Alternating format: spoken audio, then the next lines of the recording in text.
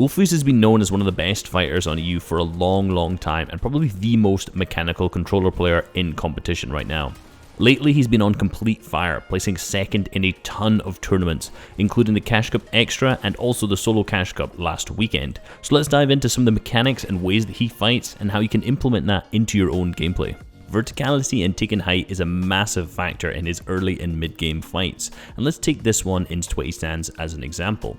Notice he hits the opponent with a bow first, so he has the advantage in this fight, and his instant reaction is just to build up as high as he can. Now the opponent is just sitting boxed up, so what he does is weakens the wall to the left of the opponent, fully boxes up to make sure he's safe.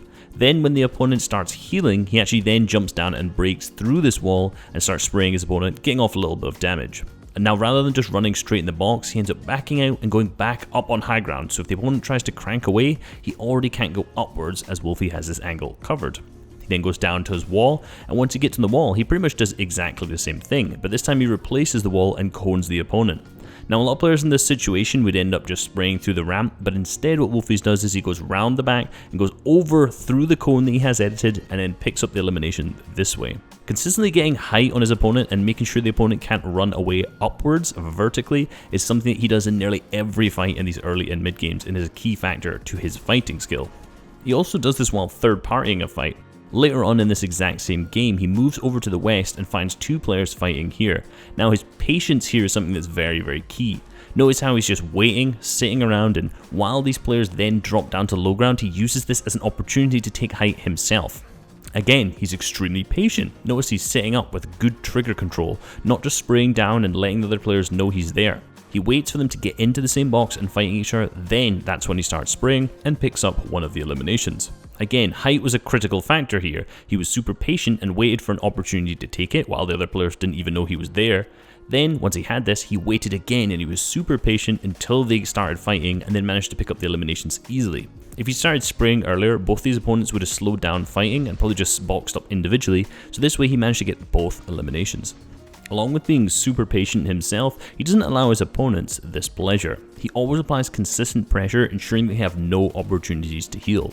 Notice in this clip that as he approaches the wall, he consistently sprays on this and weakens it on approach. This makes the opponent know that he's going to get on this wall, yes, however this gives him less time to heal up beforehand.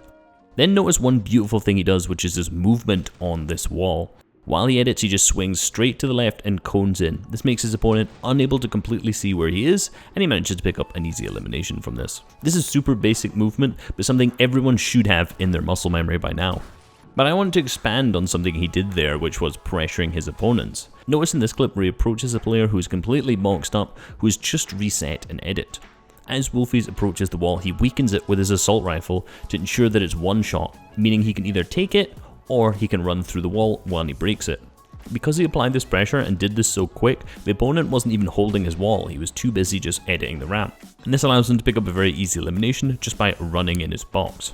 While we're talking about running in boxes and movement, let's see what he does while getting pressured. Now in this specific situation, notice he's on very low materials and at the same time he's getting pressured from two different players. Now one of the key things that he does in this situation is that he doesn't just let himself be eliminated and just build over and over because he's running low on materials. He instinctively shoots back at his opponents, trying to get damage off so that they don't think it's safe to keep pressuring him. He first does this by taking a pump shot while trying to replace a wall, which he does unfortunately miss. However then, while consistently getting sprayed and another opponent gets onto his wall, rather than just trying to build out and box, he makes a play just to run straight at him and go for the elimination. Now notice the way he does this and his movement in particular. He stays completely to the wall and completely to the left hand side of the box. This means that he has the largest chance of hitting the most shots possible because the opponent can't run behind him. If you watch this from the opponent's perspective, this is done very quickly while he attempts to replace the wall. So again, giving that opponent no time to think about what he's doing. This may look like a kind of stupid play because he just ran out at his opponent, but notice he had no other option in this circumstance because he was being pressured by two players and he had absolutely no materials left as well. What about endgame stuff? Well, most of his endgame is just incredible pop-offs, big shots, and really nice angles. But let's break down some of these really nice angles that he does to pick up one of the victory royales of this tournament. Notice he manages to take height here, and I feel like a lot of players would end up just looking over the ramp to the left and being on a really bad peak. The opponent is now down below and attempts to make a jump shot out to the side. However, Wolfiez has positioned himself way better than the opponent thinks, because he's actually above and to the right, creating his own right hand peak, so when the opponent jumps out, he gets a really nice shot off. And this continues until he picks up the elimination. Watch this from the opponent's perspective and tell me where he would manage to get a shot off here.